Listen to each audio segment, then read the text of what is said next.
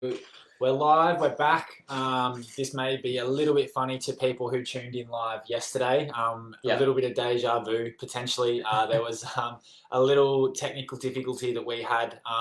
We mentioned at the end of the video that we did yesterday how we were looking to post a couple of resources for you all, yeah, and we accidentally posted over the video. So just to make sure that you all get the content that we went over yesterday, because I think it is certainly super valuable content for you all to have. We're yeah, just redoing the same content that we did yesterday, and hopefully this time it will stay on Facebook. So absolutely. um, back to our Facebook Live series on sugar. Yeah, So what we are going to be discussing today is how sugar and fats can impact our cardiovascular health. So yeah, we'll as we all know, our cardiovascular health is a very broad topic in itself.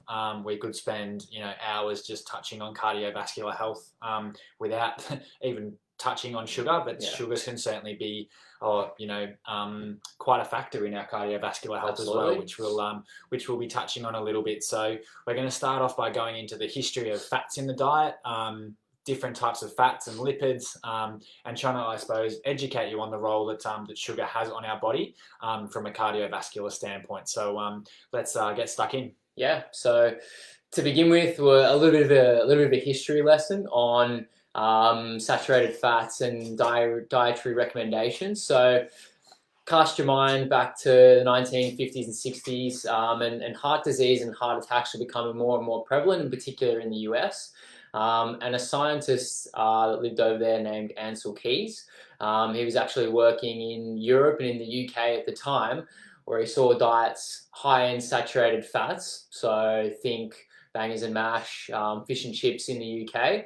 Um, he saw people that ate a lot of those tended to be getting more heart disease and more heart attacks. So he assumed that there must be some kind of correlation between the two. And he then went about developing a theory that a high fat diet and cholesterol was the key to heart disease. And over the course of the ensuing years and decades, he completed some studies and some epidemiological studies, which looks at data from around the world.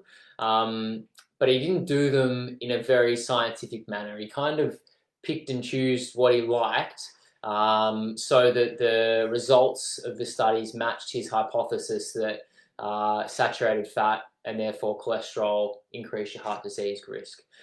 Despite the fact that in the same studies, sucrose and sugar was shown to be linked with higher rates of heart disease, he just thought, not important. I'll put that to the side, and from there, focused on saturated fats, and how they increase cholesterol levels. Um, It's quite dodgy, really, what he yeah, did. yeah, it's not very scientific at all, and there's been many factors along the way, but that's one of the reasons why the rates of obesity and cardiovascular disease are where they are today. So from these studies that he's done in the 1970s, it was now thought that dietary fat, cheese, dairy, meat, eggs led to high levels of LDL or bad cholesterol, which led to heart disease, independent of any other factors. And based on this, the US dietary guidelines and eventually the world's were formed, advocating low saturated fat, so under 10% saturated fats or fats in general in your diet, and whole grains. They're all good to go. So the outcome from these, that has led to changes all across the world in the 80s, 90s, and now, was that fats are bad, fats in your diet is bad, and sugar and grains, Go no, we don't hard. see any issues. Yeah, go for your life with those. And as it turns out, like I said, it's may not have been the best idea on the part of the people that made the decisions at the time, based on some questionable science, and a lot of people are doing a lot of work to try and reverse that, even still today, 45 years later.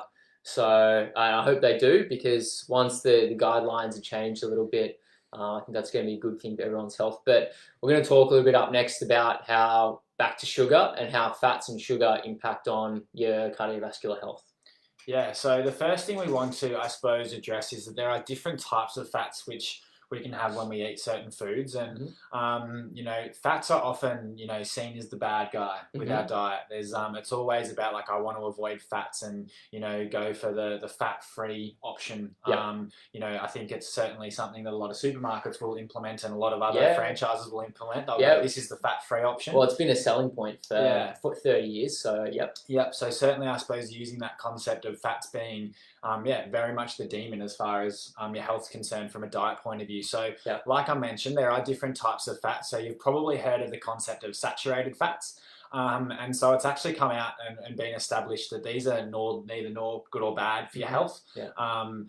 More very up-to-date literature has established that there's no link to cardiovascular disease or type 2 diabetes as far as saturated fats are concerned. Yep. And there actually is a protective element to it in terms of neurological conditions like strokes or suffering from strokes, that kind of thing. So saturated fats certainly not painted out to be as badly as what you may have thought. Yeah. Then we've got different types of fats that our omega-3 fatty acids, our omega-6 fatty acids, and these are quite good ones. So things in like fish, salmon, your nuts, avocado, these kinds of things, which probably a lot of people who have worked with Tom or myself in the past, we've encouraged people to, you know, to think about, you know, having a couple of almonds as a snack or something like that, instead of like a muesli bar or the like. So our omega-3 fatty acids are good. They're protective for our heart and our cardiovascular health. And our omega-6 fatty acids are pro-inflammatory. So they're certainly super beneficial for our health there too. So then the big no-no we've got, and they're actually banned in a lot of areas around the world, are our trans fats.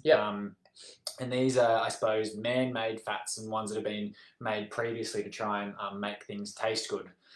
So these are a big no-no because the body doesn't have the capacity to process them. So they are particularly bad for our health. And like I mentioned before, they are banned in a lot of areas. So if you have ever, I suppose, things like frozen pizzas, a lot of fast foods, those kinds of things, they're often full of our trans fats. But like I said, thankfully these days you actually can't access them, which is good. It used to be a lot of like Crisco oil, margarine and stuff like that were just purely man-made products from some not very healthy oils that the body can't process, and that was linked to poor health. Yeah, for sure. So to continue on with, obviously we've just touched on the different types of fats, and probably another term or concept that you're all familiar with is lipidemia, and this basically just means fat in the blood. And then to go one step further, you've probably heard of the concept of dyslipidemia or hyperlipidemia, which basically means unhealthy levels of fats or cholesterols, triglycerides in the blood. So certainly hyperlipidemia is one we see a lot. Hyper just meaning too much. And that's, I suppose, something that we all need to be aware of with our health. Generally accompanies any metabolic health conditions as well. For sure. So I suppose we've been talking about fats for the last few minutes. So bringing it back to sugar, how does sugar influence the levels of fat in our blood? So we know that sugar and insulin resistance decreases our capacity to oxidize glucose properly.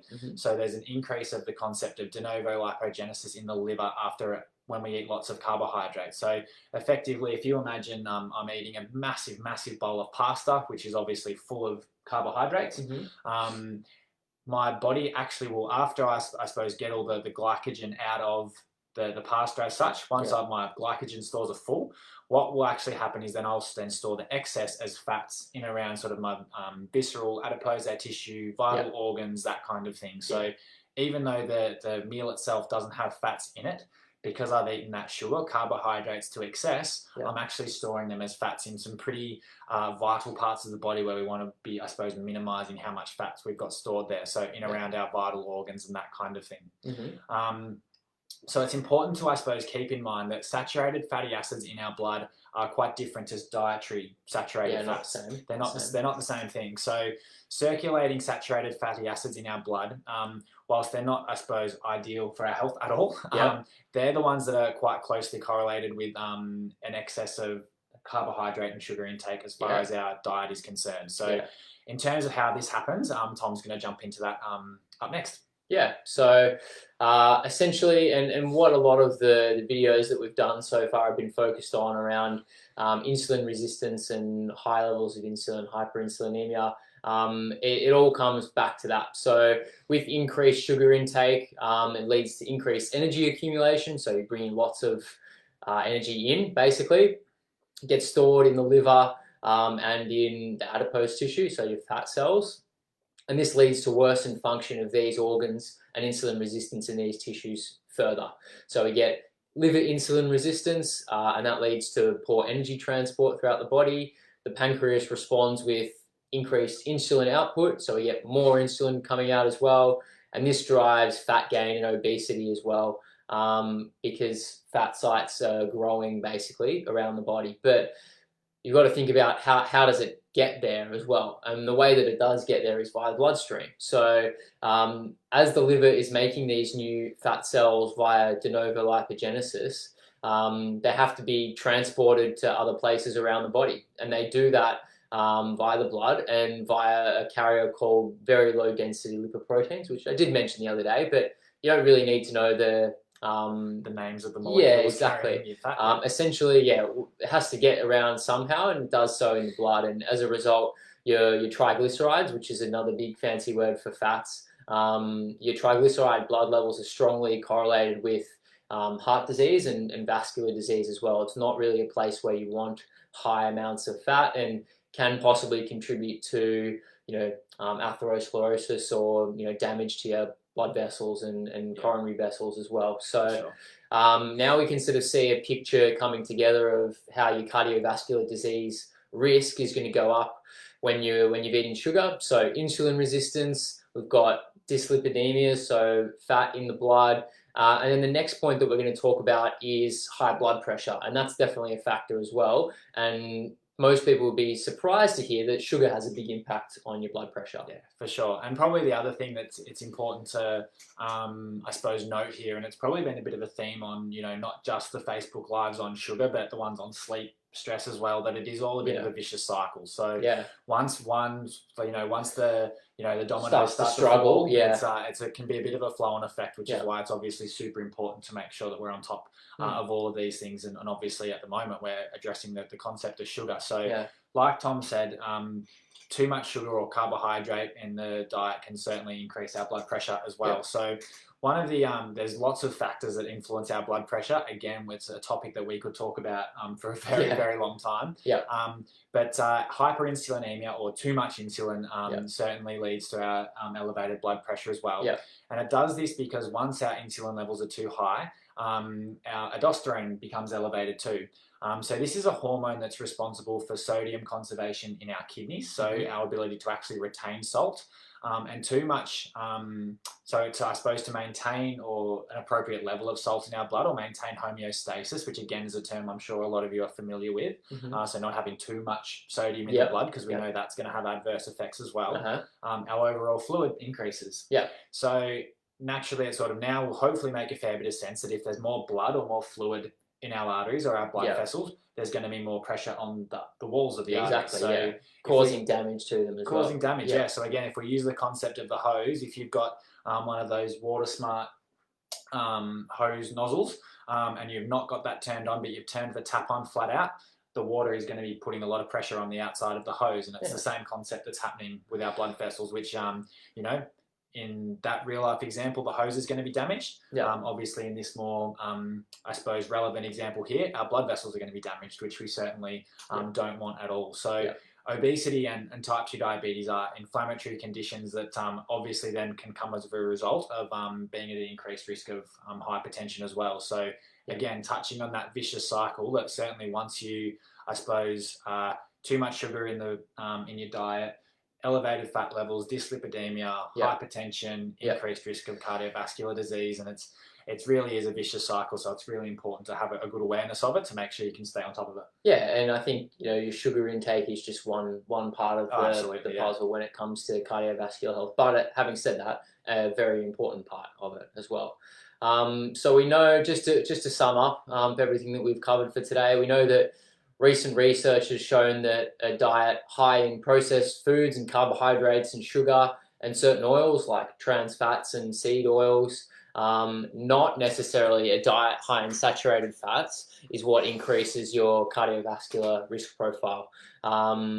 there was a little picture that we posted yesterday that if anyone is interested, also comes along with a journal article recently published in the Journal of Cardiology, which basically outlines just that saturated fats aren't necessarily the devil that they've been portrayed as, but in fact, processed foods might be the key to that. And we know that insulin resistance brought on by sugar consumption again is at the heart of all of this chronic disease. So blood pressure, obesity, blood triglycerides and lipids all increase with a high sugar or carbohydrate diet, and therefore increase your risk of heart disease and cardiovascular disease as well. For sure. I think it's important to know as well before we finish up that this is a really complex topic, and we've only really just scratched the surface and wanted to give you a bit of an insight into how sugar plays a role. And please don't take anything what we've said today as medical advice or change anything cardiovascular wise. It's, you know, it can have big impacts on your health. So please contact us or your doctor if you'd like some further information or you're thinking of making some changes as well. But that's just about it for today. Yeah, so like Tom said, it is a very such a broad topic that we've really only just addressed in a really, I suppose, scratch the surface kind of way to give you a bit of an understanding of it all, but certainly not gone to the depths that for you to take it as you know, absolute gospel, or take it as, you know, making some big drastic lifestyle change as a result of it. So keep that in mind. Next week, I think Tom's going to be addressing neurological health as well, and the role that sugar plays in your neurological health too, which will no doubt be really interesting too. I'll be there at various times as well.